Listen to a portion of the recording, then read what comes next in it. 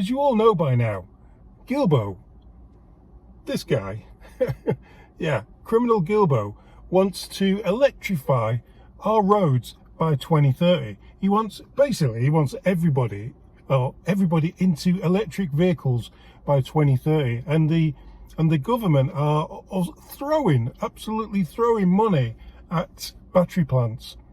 But who would you think would be the first people or the first groups to be electrified fully? You would think it would be, if it's such a good idea, you would think it would be either politicians, which we don't see many driving EVs now, do we? We see Trudeau in V8 Escalades in his big entourage, or whatever you call it. The police are a federal, well, the RCMP are a federal governmental body policing Canadians. Wouldn't you think that the police would be jumping on board to be green and to drive EVs 24/7? I know the criminals would love that, because there'd be chases going down the road, go, boo, boo, boo, boo, boo, boo, boo, battery dead. Yeah, I'm sure criminals would love it.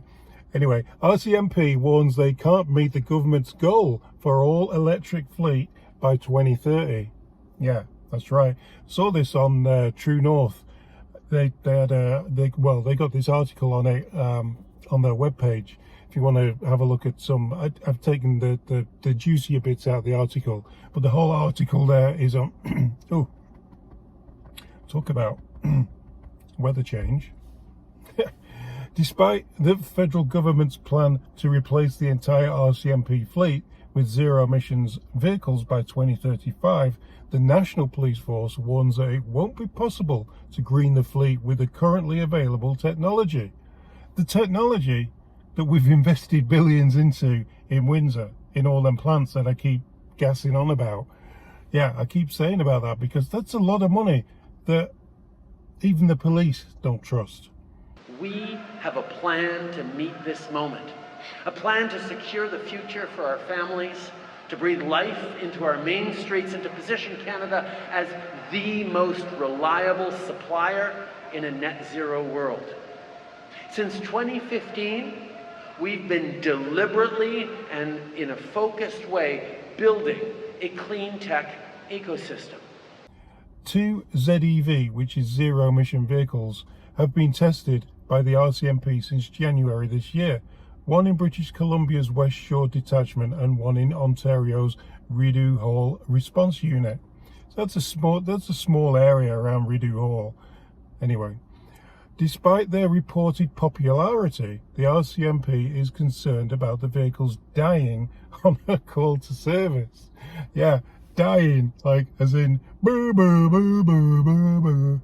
Yeah, dying, running out of battery power. They don't know for sure what effect driving the EVs at high speeds for sustained periods will have. That's the point. Like, we do have EV Formula One racing, the E races or whatever, but we've never really had someone driving a super fast car, police car, for a long distance of time, maybe on a chase down a highway, or multiple police cars all catching fire as it gets too hot. So yeah, that could be something that will need testing. Issues EVs may arise in rural, remote areas where the RCMP operates. They warn that vehicles may be inoperable in regions with limited charging infrastructure and strained power grids. So that's something that the government aren't doing. Gilbo wants all this stuff to come in by 2035. He wants Canadians to abide by it. He doesn't want dealers. He's actually going to fine dealers for not selling EVs. So he's going to punish car dealerships for not selling EVs, yet they're not putting the infrastructure in, are they? No, exactly. If a vehicle can't sustain charge in one of these areas, it could spell disaster for their communities. Yeah, if you know your 2 hour wait for the police could be 4 hours. Yeah, exactly. According to the report, the 2 Teslas being tested in Ottawa and BC were fitted with policing equipment such as radios, sirens. This involved gutting the inside and adding the equipment internally. How long did you think that took? A week? 2 weeks? What do you think, guys? I'll tell you, the fitting process took 9 months before the vehicles were operational for duty. Imagine fitting a whole fleet of police cars when 2 takes 9 months. That's nuts. One officer told the CBC in an interview that they can't replace all of their vehicles with EVs as of now because the technology will not be able to keep up with what is demanded from the police force.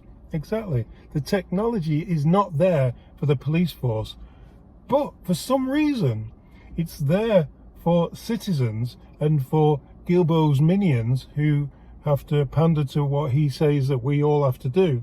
Gilbo and Trudeau. So yeah, the technology is enough for you and for me, but it's not good enough for the police or maybe politicians or even the fire brigade. Anyway, till next time.